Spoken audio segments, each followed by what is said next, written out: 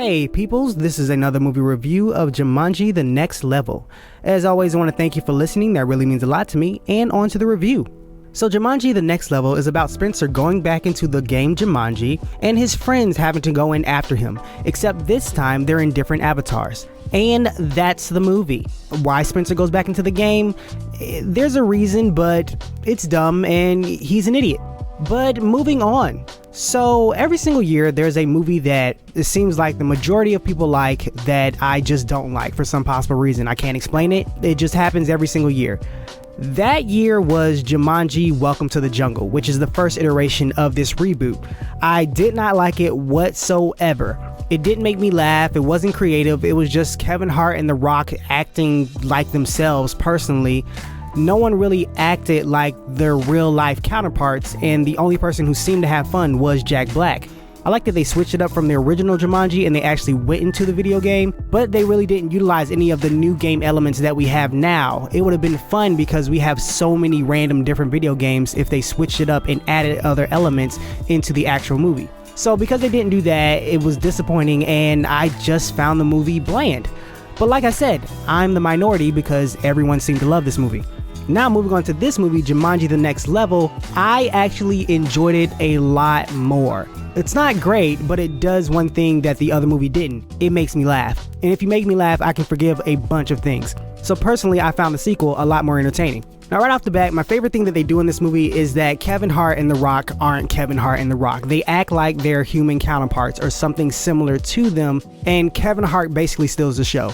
I want to say The Rock really didn't have that many lines. Well, not as much as Kevin Hart. Kevin Hart really carries the bulk of the comedic chops in this movie, and he does it well. I never got tired of him. I enjoyed him throughout, and he was probably my favorite part.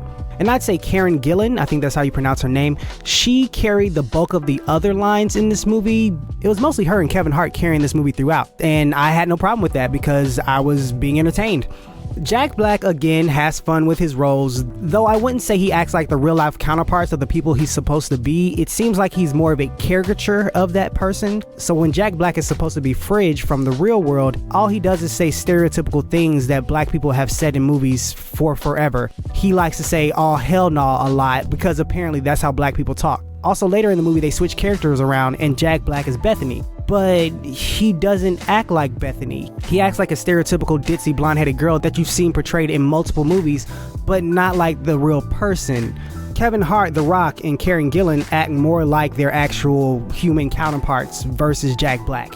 One person I wish there was more of in this movie is Sir Darius Blaine. He plays the character Fridge. I think that's how you pronounce his name. He was really good. I didn't think any of the actors in the real world were really that great in the first movie. Not to say they were bad, they just were kind of mediocre to me. And it seems like he has progressed since that first movie. He has more character, he has more personality, he pulls off his lines better. I really wish he was in the movie more, and hopefully we get a lot more of him down the line in this franchise. And one surprise is that I did not know Awkwafina was in this movie. She is the best. Just put her in everything. I love everything about that woman. I need Awkwafina in more stuff. Please, please, please, please, please put her in more stuff. But all in all, the characters are really the best part of this whole film. Yes, the visuals are nice and they're fun and they fit the video game aesthetic, and the score is noticeable. I don't know if that's a good thing or bad thing. I just heard it. I don't think it was as sweeping as it could be because some scores are incredible in video games nowadays, so it was okay. But what really draws you into this movie are the characters. Now, what doesn't draw you into this movie is the storyline. This storyline is bad to non-existent. It's super weak. It hits a lull about probably halfway through the movie, and it never picks up to the level of energy that it had when it started. There also is a love storyline in the movie, and that's super weak, and you don't care about it whatsoever. The end of the movie felt like they just ran out of ideas, but along with the movie storyline, the video game storyline also feels weak. It starts off strong and it's interesting, but then as it goes on, it seems like they ran out of ideas or they didn't know what was going on, and they just added stuff, and that was really disappointing. Like I mentioned earlier, they do switch characters around in this movie a couple of times. The first time they show people switching characters, there's a specific thing you have to do in order to switch characters. Later on, they didn't repeat how they switch characters like they did originally, so that was strange. And my aforementioned complaint about the first film where they didn't use a lot of video game elements is present in this movie as well.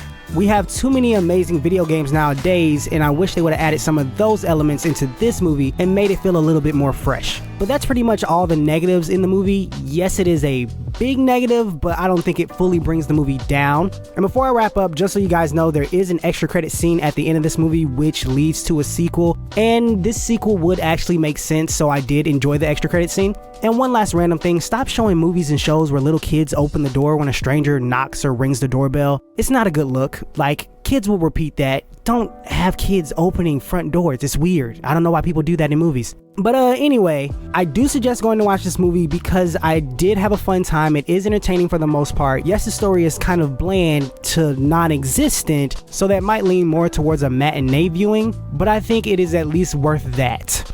But that's all, peoples. As always, thank you for listening. Thank you for the likes, the thumbs up, subscribing, the comments, the retweeting, all of that. I really appreciate it. Please continue to have a great day. God bless. I'll talk to you later.